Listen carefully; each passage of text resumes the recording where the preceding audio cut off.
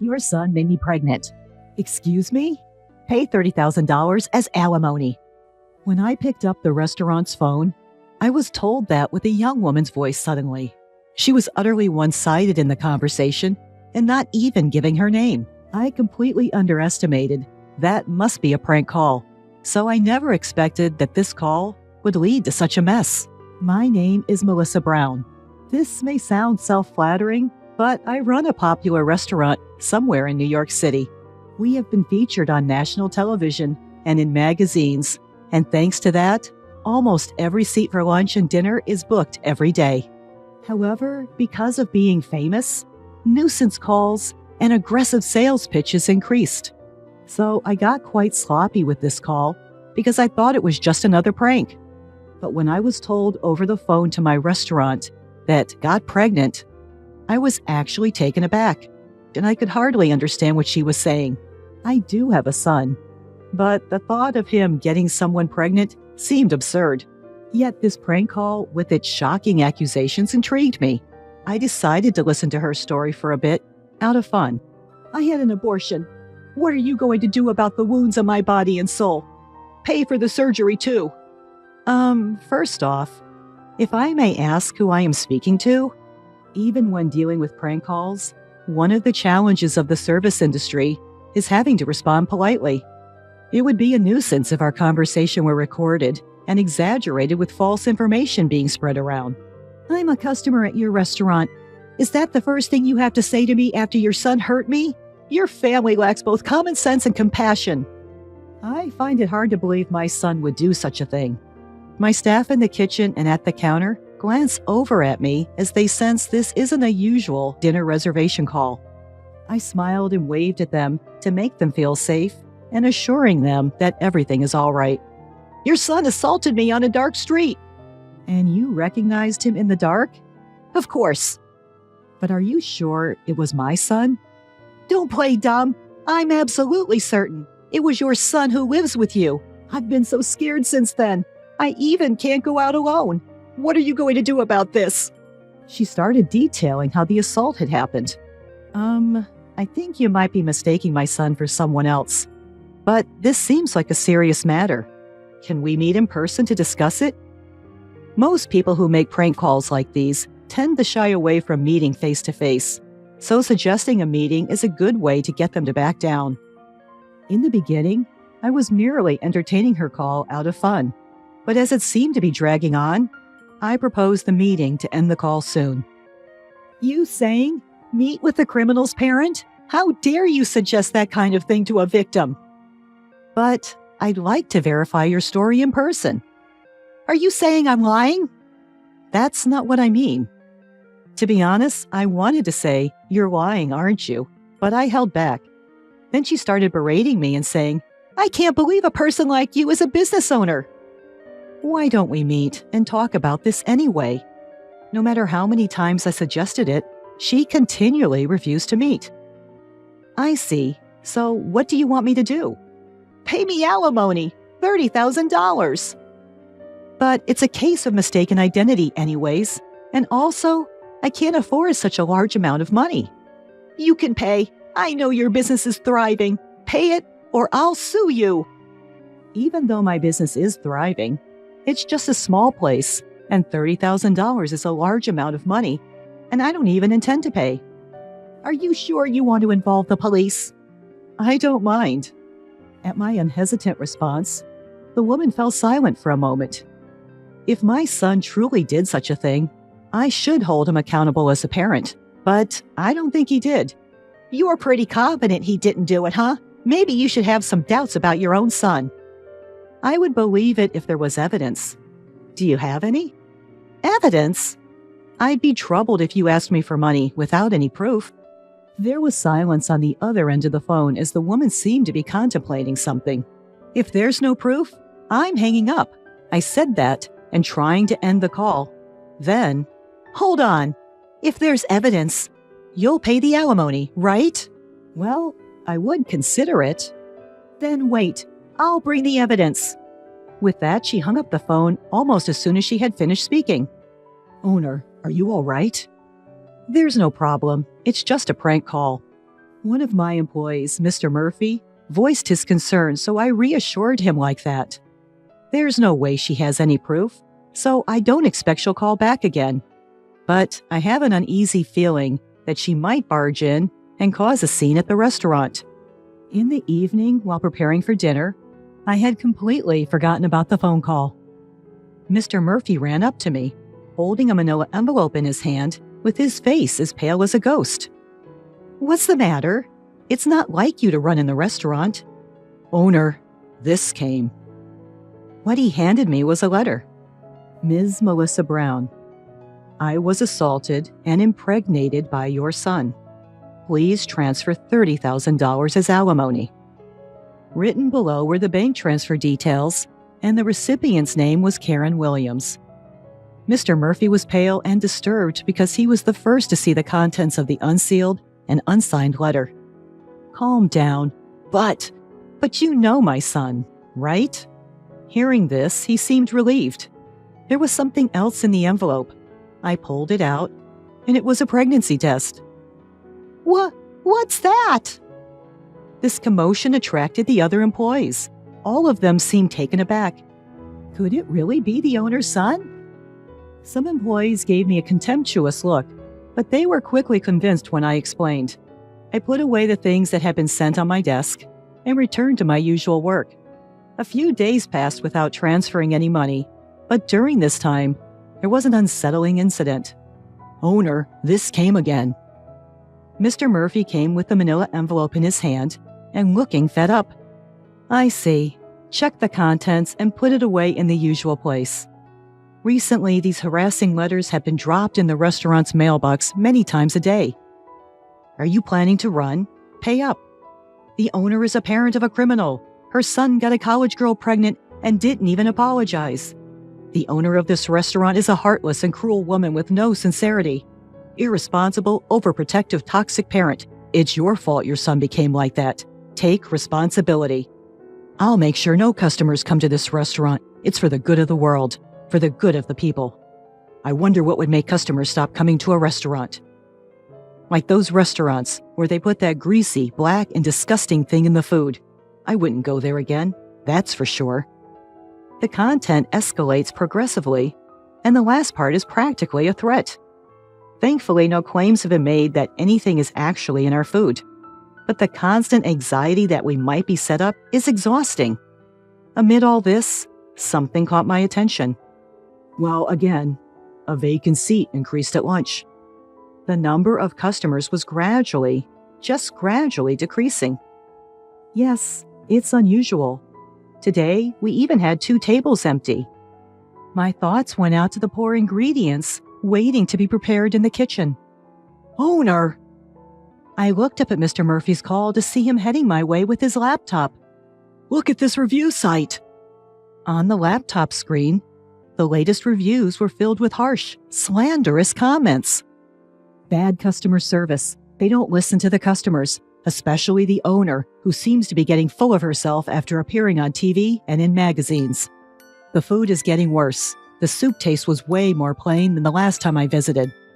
I saw an employee drop a piece of meat before grilling and sneak it back. Every single day, poor reviews were posted, causing our star rating to plummet. I realized that I was shaking with anger. It's unacceptable. Why should this restaurant, which we've worked so hard to build with the intention of pleasing our customers, be wounded by such baseless accusations? Are the preparations progressing? An unfamiliarly low and cold voice involuntarily slipped from my mouth. Yes, they're almost completed. Upon hearing Mr. Murphy's response, I couldn't help but smirk.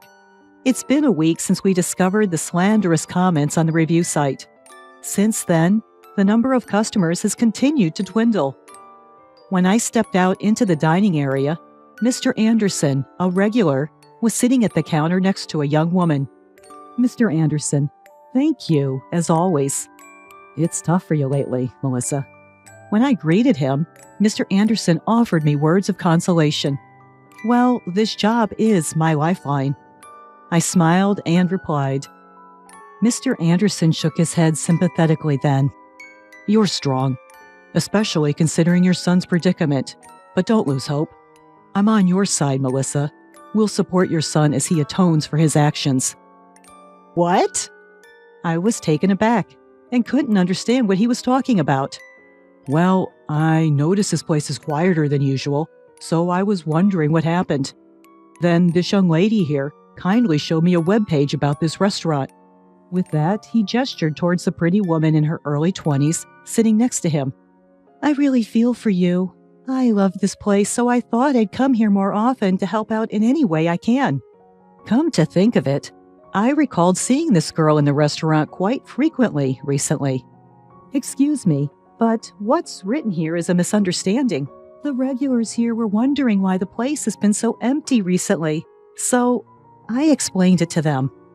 "What?" I doubted my own ears and trying to make sense of what she was saying. "I mean, it isn't sad not to know the truth. Besides, I thought the owner would be happy to know that people like me and Mr. Anderson still come to this place. You've been spreading online rumors, which we're not even sure of, to our patrons?" I unintentionally raised my voice, forgetting all about formality. "Wow, it's scary.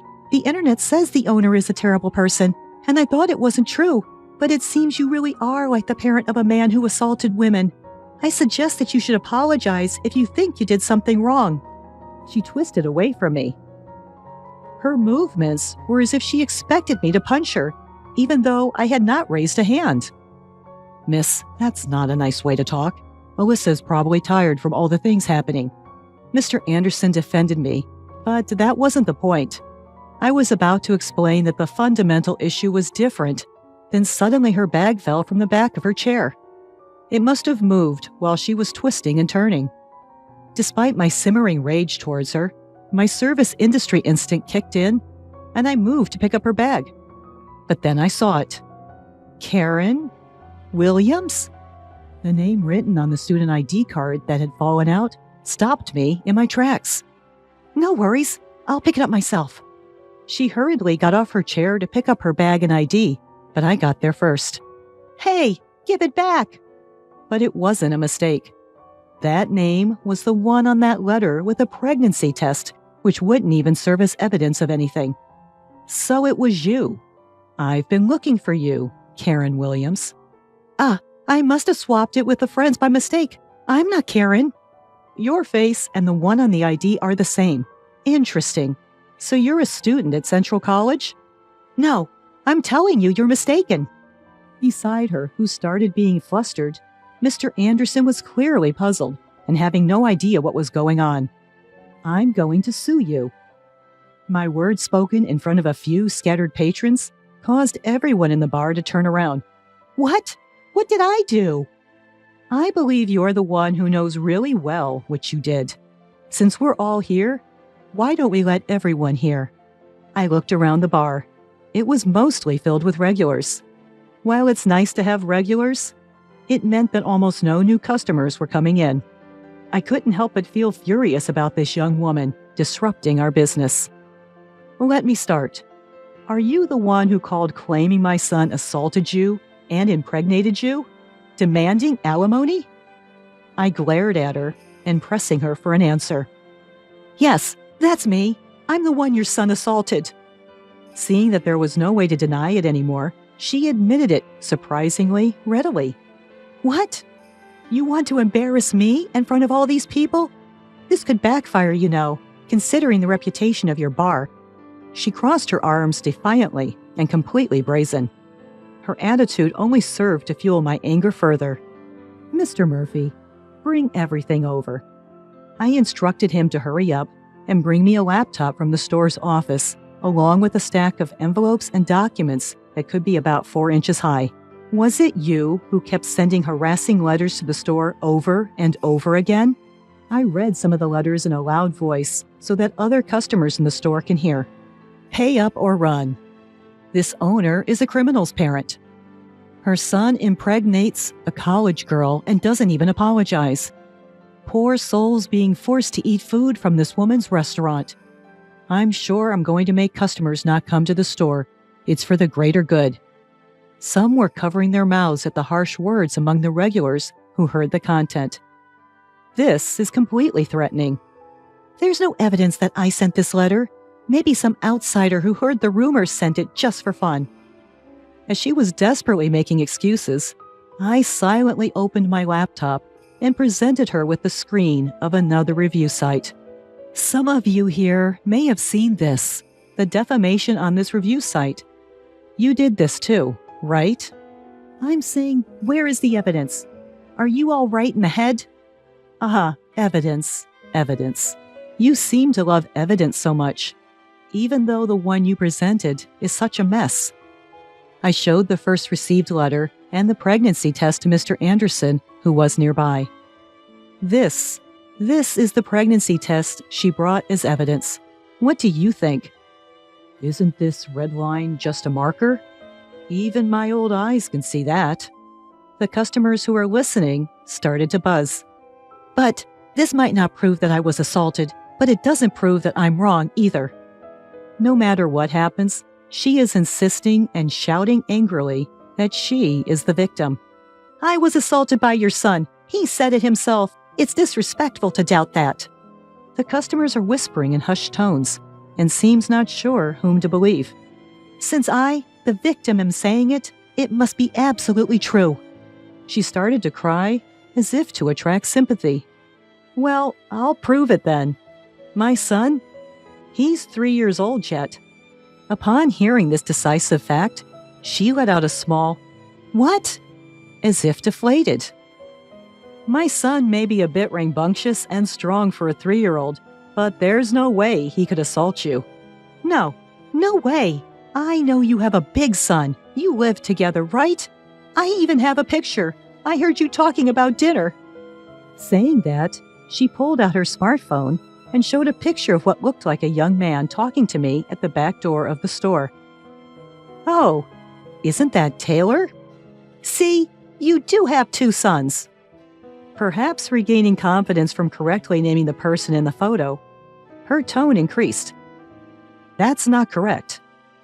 I immediately denied what she said. Then, who is this person? Don't tell me he's your lover, having an affair with a younger guy, and then that guy impregnates a college girl? What a scandal! Not only is your store done for, but your marriage too. To her triumphant words, I revealed something. This person, this is my niece. Your niece? Yes, and actually it's a girl. I explained that my niece is tomboyish and is often mistaken for a boy, even as an adult. She's a college student, and as she boards at my place, I ask her to cook dinner and pick up my son as a form of rent payment. If you need evidence, want me to bring her in person for you to check? I told this to her, who stood there shocked and seemingly unable to hear me. By the way, I've already gathered all the evidence about the harassment letter and the posts on the review site. Evidence? No way. She seemed like she might collapse any second and turned to face me weakly. I've already consulted with the police and my attorney. I explained step by step the preparations I've made with the help of Mr. Murphy, one of my employees. The first piece of evidence was a letter from her with fingerprints that matched those on the harassment letter. All posts on the review site were confirmed to be from the same person after a disclosure request. With no way out, she sunk to the floor as she drained. You were just saying that it's better to apologize quickly if you've done something wrong, weren't you? She mumbled something while looking pale and looking down, but I couldn't make out whether it was an apology. I will contact the police about you. I'll inform your parents and your college as well. Be prepared for a lawsuit for emotional distress damages. No, please don't do that. I'm still a student. Please spare me. You may be a student, but you're an adult, over 18 years old. You will take responsibility for your actions. I can't handle that. Please, stop. Subsequently, I filed a criminal complaint against Karen Williams for defamation and business obstruction, as well as for damages to the shop. Apparently, she had always been a big spender, buying brand bags and clothes on credit, and ended up committing these crimes after she was unable to make her payments. As a result, she was expelled from her college, This incident even made the news, and I've heard that now she is the one who has been receiving harassments after her personal information was exposed. Through my lawyer, all the slanderous posts on the review site were deleted. The uproar unexpectedly turned into a positive result as it cleared up the misunderstandings among my regular customers. Now, the number of customers has returned to normal. While the incident did deter new customers, there were almost no regulars who left, even despite all the lies that Karen had been spreading. There's no doubt that it was pleasing to know that her claims weren't taken at face value. Moving forward, I aim to continue running the restaurant to meet the trust of my customers.